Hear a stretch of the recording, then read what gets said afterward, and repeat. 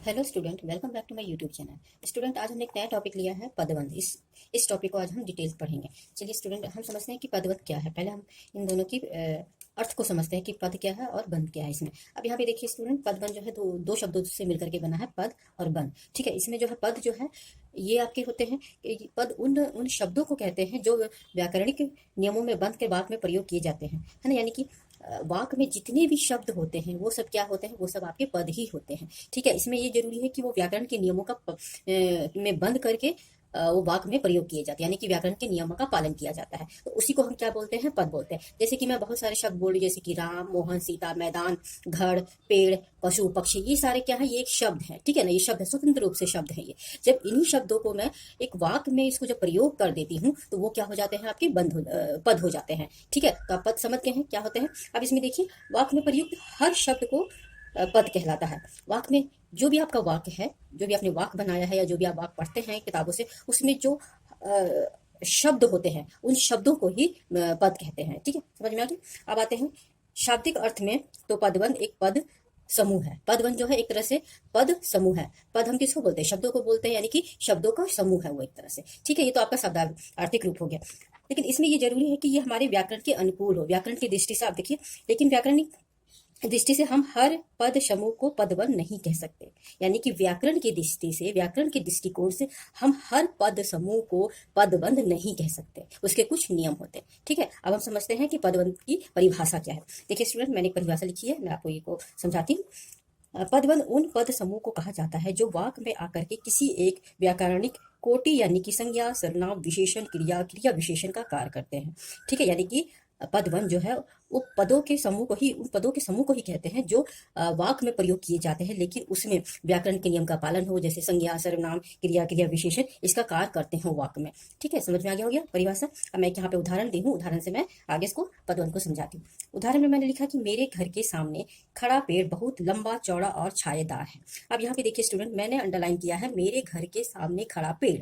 पेड़ तक को मैंने अंडरलाइन किया है, ठीक है ना, ये पेड़ तक को मैंने अंडरलाइन किया। अब ये जो पद समूह है, मेरे घर के सामने खड़ा पेड़, ये जो पद समूह है, ये जो अंतिम, ये जो आपके शब्द है, ये जो आपके पद है पेड़, ये क्या है, ये एक संज्ञा है। पेड़ क्या है, संज्ञा है। यानी कि पेड़ के पहले वाले जितने भी ये पद समूह हैं, ये क्या हो गया, ये भी संज्ञा पद ही है। क्या हो गया, ये भी संज्ञा पद ही है। क्योंकि ये जो आखिरी, इसको हम शीर्ष पद पढ़ेंगे, बोलेंगे, जिसको कि मैं आगे आपको समझाऊंगी वो क्या होता है। यानी कि ये अंतिम जो शब्द है, ये पेड़, ये संज्ञा है, और इसके पहले वाले जितने भी पद समूह हैं ये सब क्या हो गए, संज्ञा पद हो गए। तो यहाँ तक आपको समझ में आ गया। अब इसी में मैंने आगे है बहुत लंबा, चौड़ा और छायादार।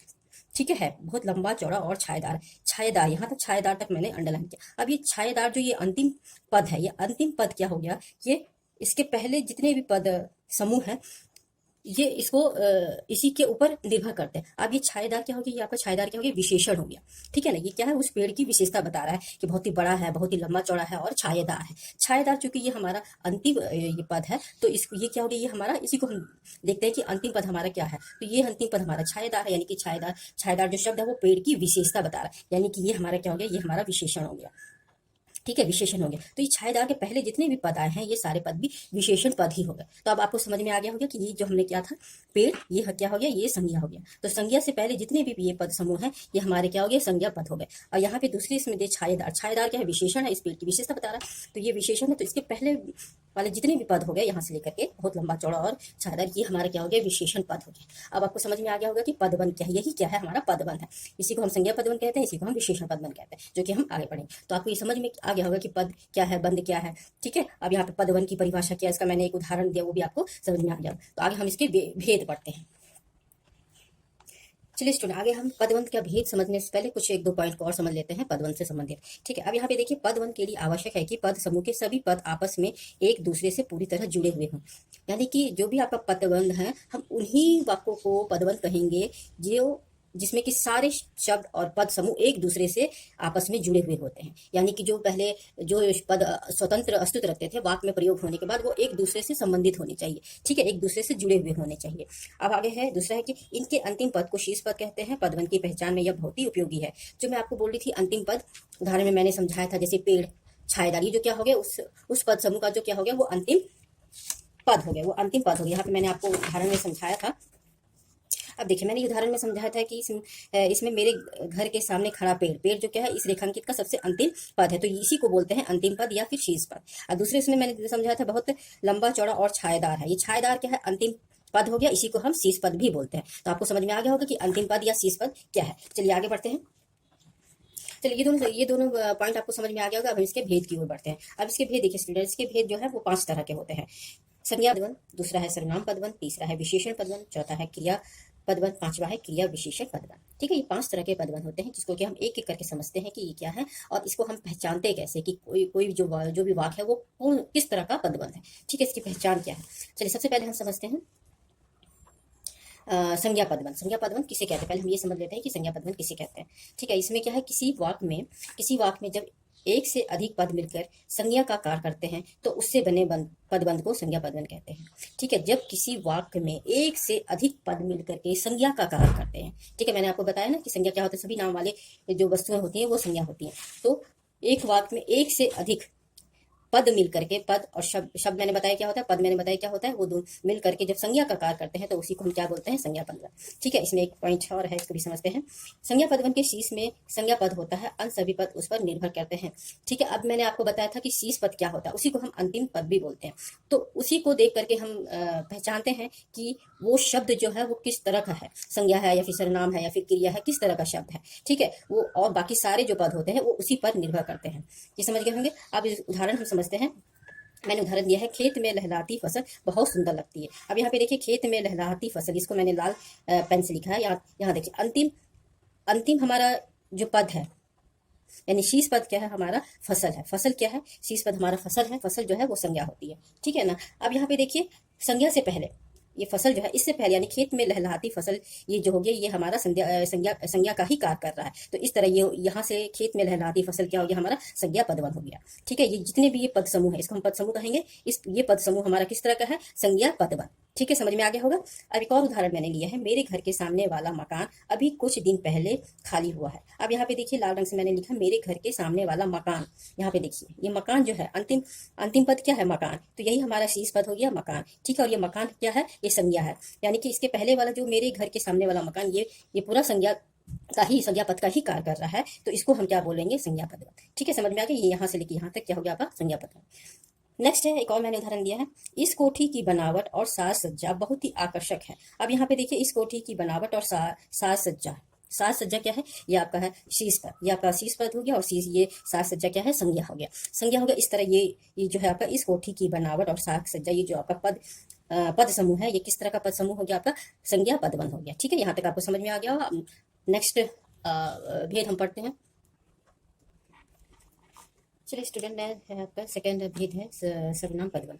अब देखिए सर्वनाम पदबंध क्या है, किसी वाक्य में जब एक से अधिक पद एक साथ मिलकर के सर्वनाम का काम करते हैं तो उसे सर्वनाम पदबंध कहते हैं। इसके शीर्ष में सर्वनाम पद होता है। अब इसमें भी वो परिभाषा सबकी लगभग सेम ही है, बस क्या है, सब में संज्ञा हो गया, सर्वनाम हो गया, क्रिया हो गया, विशेषण हो गया। अब हम सर्वनाम पदबंध पढ़ रहे हैं, तो इसमें क्या हो गया कि किसी वाक्य में जब एक से अधिक पद जो हैं वो मिल करके सर्वनाम का कार्य करते हैं तो उसको हम सर्वनाम पदबंध कहते हैं। उदाहरण से हम समझते हैं, जैसे कि क्रिकेट मैच देखने के शौकीन आप किसी भी दाम पर टिकट खरीद सकते हैं। अब यहाँ पे देखिए हम सर्वनाम जानते हैं, संज्ञा के स्थान पर प्रयुक्त होने वाले शब्दों को हम सर्वनाम कहते हैं। जैसे कि आप, तुम, मैं, हम, ये सब क्या हो गए, सर्वनाम हो गए। तो अब यहाँ पे देखिए मैंने अंडरलाइन किया है, क्रिकेट मैच देखने के शौकीन आप, ये आप है ना, आप क्या हो गया, ये हो गया आपका सर्वनाम हो गया। ये आप जो हो गया ये हो गया सर्वनाम, यानी कि अंतिम पद शीर्ष पद क्या हो गया, सर्वनाम हो गया। आप है तो वो क्या हो गया, सर्वनाम हो गया। तो ये क्या हो गया, आपके सर्वनाम पदबंध हो गया। अब दूसरा उदाहरण है, सदैव गुलाब की तरह मुस्कुराने वाले तुम इतने उदास क्यों दिख रहे हो। अब यहाँ पे देखिए मैंने जो अंडरलाइन किया है, सदैव गुलाब की तरह मुस्कुराने वाले तुम है ना, यहाँ पे तुम क्या हो गया, तुम शब्द जो है वो सर्वनाम हो गया। ठीक है ना, ये सर्वनाम हो गया। और इससे पहले जितने भी ये पदबंध आए हैं ये सर्वनाम का ही कार्य कर रहे हैं, मिलकर के सारे पद मिलकर के सर्वनाम का ही कार्य कर रहे हैं, इसीलिए इस वाक्य में सर्वनाम पदबंध है। ठीक है, समझ गए होंगे पहचान। अब आते हैं आखिर में है इसका लास्ट उदाहरण। तीसरा है, वाद विवाद प्रतियोगिता में प्रथम स्थान पाने वाले वह हर विषय में बहुत अच्छा है। अब यहाँ पे देखिए वह हर विषय में बहुत अच्छा है, वह जो है सर्वनाम है, शीर्ष पद क्या है, वह है, और ये सर्वनाम है, इसीलिए इससे पहले वाला सारे पद समूह जो हैं ये आपको सर्वनाम का काम करते हैं, इसीलिए इसको सर्वनाम पदबंध कहते हैं। तो आप पहचान समझ गए होंगे कि जो अंतिम पद है, जो शीर्ष पद होते हैं, वो सर्वनाम शब्द जब आते हैं, सर्वनाम शब्द जब आते हैं, सर्वनाम शब्द कौन से होते हैं? आप, मैं, तुम, हम, ये सारे शब्द क्या है? सर्वनाम होते हैं। तो इन शब्दों को देख कर ही समझ पहचाना जाता है कि ये सर्वनाम पदबंध है। ठीक है, यहाँ तक समझ में आ गया होगा। आगे हम बढ़ते हैं विशेषण पदबंध। अब यहाँ पे देखिए स्टूडेंट, विशेषण पदबंध में क्या है, इसकी परिभाषा हम समझते हैं। किसी वाक्य में जब एक से अधिक पद मिलकर किसी संज्ञा या सर्वनाम की विशेषता प्रकट करते हैं तो उस पद समूह को विशेषण पदबंध कहते हैं। अब इसमें देखिए विशेषण हमको पता ही है क्या होता है। विशेषण होता है कि संज्ञा या सर्वनाम की विशेषता बताने वाले शब्दों को ही हम क्या बोलते हैं? विशेषण बोलते हैं। अब यहाँ पे भी सेम वही चीज है कि किसी वाक्य में जब एक से अधिक पद मिलकर के संज्ञा, यहाँ पे देखिए संज्ञा या सर्वनाम की विशेषता को प्रकट करते हैं तब उस पद समूह को विशेषण पदबंध कहते हैं। ठीक है, समझ में आ गया। इसमें शीर्ष पद विशेषण पद ही होता है। अब यहाँ पे जो शीर्ष पद होगा, अंतिम पद होगा, वो विशेषण शब्द ही होगा।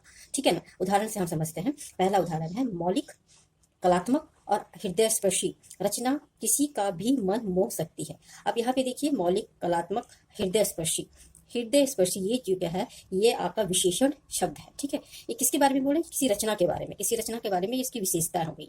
ठीक है, तो ये क्या हो गया? आपका विशेषण हो गया। ये विशेषण हो गया, यानी कि इस शब्द से पहले वाले जितने भी पद समूह है, मौलिक, कलात्मक के सारे जो पद समूह है, वो क्या हो गया? विशेषण का ही काम किया। ठीक है ना, विशेषण का ही काम किया, इसीलिए इसमें क्या हो गया? विशेषण पदबंध हो गया। ठीक है, इसको एक और उदाहरण है, मैंने 2-3 उदाहरण लिए समझाने के लिए। अब यहाँ पे देखिए, मिट्टी से बने बर्तन स्वास्थ्य के लिए अच्छे होते हैं। अब यहाँ पे देखिए मिट्टी से बने बर्तन, ठीक है ना। इससे पहले क्या है? बर्तन। ये जो बर्तन है, बर्तन क्या हो गया? संज्ञा हो गया। संज्ञा से पहले जो ये संज्ञा से पहले जितने भी पद समूह है, ये क्या उसकी विशेषता ही बता रहे हैं। ठीक है, मिट्टी से बने बर्तन, बर्तन की क्या विशेषता? क्योंकि मिट्टी से ही बने हैं। ठीक है ना, तो इसका शीर्ष पद क्या हो गया? आपका मिट्टी से बने, ये विशेषण हो गया। अब ये जो बर्तन जो है वो आपका संज्ञा है, संज्ञा है। तो संज्ञा से पहले आने वाली ये संज्ञा है आपका, ये बर्तन, ये है संज्ञा हो गया। पहले जो है आने वाले पद समूह, ये क्या हो गया? आपका ये विशेषण पदबंध हो गया। ठीक है, अब एक और उदाहरण है, कोयल की तरह सुरीला गाने वाले तुम आज अच्छा क्यों नहीं गा सके। ठीक है, आप यहाँ पे देखिए लाल रंग से मैंने लिखा, कोयल की तरह सुरीला गाने वाले है ना, वाले, तुम, ये तुम क्या है? विषय, ये सर्वनाम हो गया। सर्वनाम से पहले आया वाले, ये इसके विशेषता बता रहा है, तुम की विशेषता बता रहा है। ठीक है ना, तो यहाँ पे ये जो वाले शब्द है, ये आपका क्या हो गया? विशेषण हो गया, यानी कि ये सर्वनाम से पहले आया, ये सर्वनाम है, तुम सर्वनाम में से पहले आया, और ये जो जितने भी पद समूह है, ये विशेषण का ही काम कर रहे हैं। तो यहाँ पे क्या हो गया? ये विशेषण पदबंध हो गया। ठीक है, समझ में आ गया। इसमें मैं एक पॉइंट और आपको समझाऊंगी। इससे पहले हमने संज्ञा और सर्वनाम पदबंध पढ़ा था, याद मैंने है। देखिए, संज्ञा व सर्वनाम पदबंध के शीर्ष पद से पीछे यानी कि आश्रित पद समूह भी विशेषण पदबंध कहलाते हैं। अब इससे पहले हम लोगों ने संज्ञा पढ़ा है, सर्वनाम पढ़ा है। ठीक है, उसमें भी आपने देखा होगा कि जो भी शीर्ष पद होते हैं, ये जो भी अंतिम पद होते हैं, उससे पीछे वाले, उससे पहले वाले जो आपके जो आश्रित वाक्य होते हैं, आश्रित पद समूह जो होते हैं, वो सभी विशेषण ही होते हैं, विशेषण पदबंध ही होते हैं। यानी कि मैं आपको उदाहरण से समझाती हूँ। सर्वनाम वाला ये जो सर्वनाम पदबंध है, ये सर्वनाम पदबंध में हमने देखा था, सदा गुलाब की तरह मुस्कुराने वाले तुम। ठीक है ना, ये तुम आया है, तुमसे पहले क्या है? वाले, ये क्या हो गया? इसकी विशेषता बता रहा है। ठीक है, तो ये क्या हो गया? ये विशेषण पदबंध भी होगा, यानी कि हमने अंतिम पद हमारा कौन सा है, तुम है या वाले है, तो इसको देख करके हम ये पहचान करेंगे कि ये पदबंध जो हमसे पूछा जा रहा है कि ये सर्वनाम है, संज्ञा है या विशेषण है। अब संज्ञा में भी यही हो सकता है। ठीक है, मैं संज्ञा सर्वनाम पदबंध आपको बता रही हूँ। अब यहाँ पे देखिए, सर्वनाम बताया। अब ये संज्ञा वाला देखिए, संज्ञा वाले में आपने देखा होगा, मेरे घर के सामने वाला मकान, है ना। मकान क्या है? आपका संज्ञा हो गया, लेकिन उससे पहले क्या? वाला हो गया। तो आप यहाँ पे आपको ये समझना होगा कि आपको अंतिम पद या शीर्ष पद कौन सा है, उस शब्द को देख करके आपको पहचान करना होगा कि ये संज्ञा है या सर्वनाम है या विशेषण है, क्योंकि एक वाक्य में ये तीनों हो सकते हैं। ठीक है, यहाँ तक समझ में आ गया होगा, ये आपने विशेषण को समझ लिया होगा। अब नेक्स्ट आगे हम बढ़ते हैं। नेक्स्ट है हमारा क्रिया विशेषण, सॉरी क्रिया विशेषण है, आखिरी है, चौथा है क्रिया पदबंध। ठीक है, अब इसमें इसकी परिभाषा को थोड़ा हम समझते हैं। किसी वाक्य में जब एक से अधिक क्रियापद, ठीक है, मिलकर के एक इकाई के रूप में क्रिया का कार्य करते हैं, तो तब उससे बने पदबंध क्रिया पदबंध कहलाते हैं। अब यहाँ पे देखिए, क्रिया क्या हो? ये गा रही है, रह रही है, जा रही है, चल रही है, ये सारे क्या है? क्रिया है। ठीक है, जब इसमें एक से अधिक क्रियापद तो बहुत सारे होते हैं ना, सब उसमें मिल करके, यानी कि सब मिल करके एक इकाई, है ना, एक इकाई के रूप में जब काम करते हैं, तो वो क्या हो गया? क्रिया का ही पूरा काम करते हैं।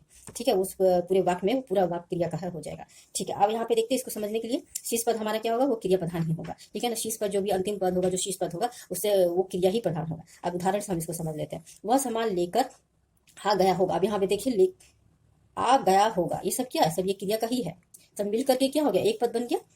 ठीक है, एक इकाई बन गया, सॉरी एक इकाई बन गया, सब ये सारी क्रिया ही है, और ये सारी क्रिया मिलकर के एक इकाई बन गई, तो एक इकाई के रूप में ये क्रिया का ही काम करे, इस पूरे वाक्य में क्रिया का ही काम करे। तो यहाँ पे ये लाल रंग से जो लिखा है लेकर आ गए, गया होगा, ये से क्या हो गया आपका, ये क्रिया हो गई, तो यहाँ पे कौन सा हो जाएगा, क्रिया पदबंध हो जाएगा। ठीक है, ये पहचान है,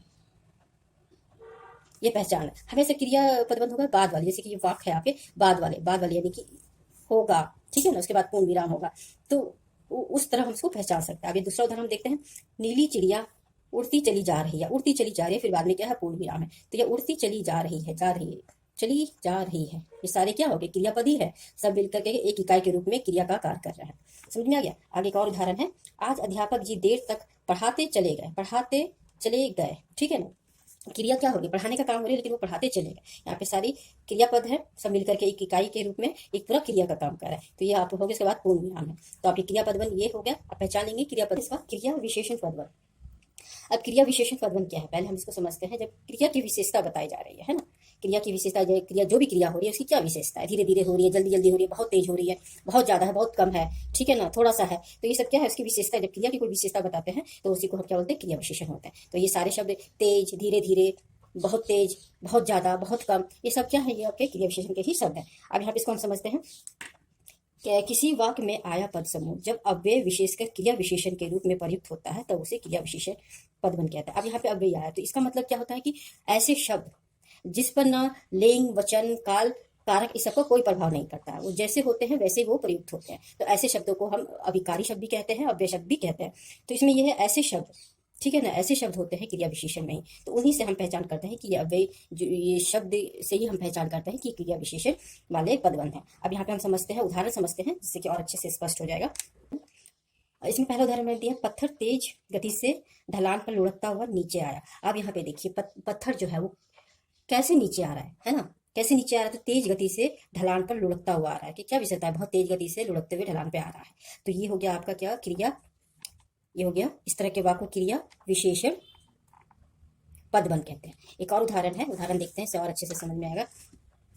दूसरा उदाहरण है, मोहन दोपहर से लेकर देर रात तक पढ़ता रहा। मोहन, या मैं लाल रंग से लिखा है, दोपहर से लेकर के देर रात तक, यहाँ पे देखिए तब, ठीक है। अब यहाँ पे देखिए कि कब तक पढ़ रहा है, ठीक है, मोहन एक संज्ञा है, कब तक पढ़ रहा है, तो देर रात तक, ये क्या है, ये अभिकारी शब्द है, ठीक है, अव्ययी शब्द है, इसमें कोई परिवर्तन नहीं होगा, तो इस तरह के जो वाक्य होंगे वो भी क्या होंगे, क्रिया विशेषण पदबंध हो जाएंगे। ठीक है, एक लास्ट उदाहरण है, हमें पूरे मनोयोग से एकाग्रता के साथ वक्ता को सुनना चाहिए। यहाँ पे देखिए, पूरे मनोयोग के साथ, एकाग्रता के साथ कोई चेंज नहीं होगा इसमें, ठीक है। ये आपका शीर्ष पद क्या हो गया, के साथ हो गया, ये अव्यय शब्द हो गए, ठीक है ना। इसमें लिंग का, वचन का, काल का, कारक का कोई प्रभाव नहीं पड़ेगा, तो ऐसे शब्दों को हम क्या बोलेंगे, क्रिया विशेषण पदबंध। इस तरह के वाक्यों को हम क्या बोलेंगे, क्रिया विशेषण पदबंध।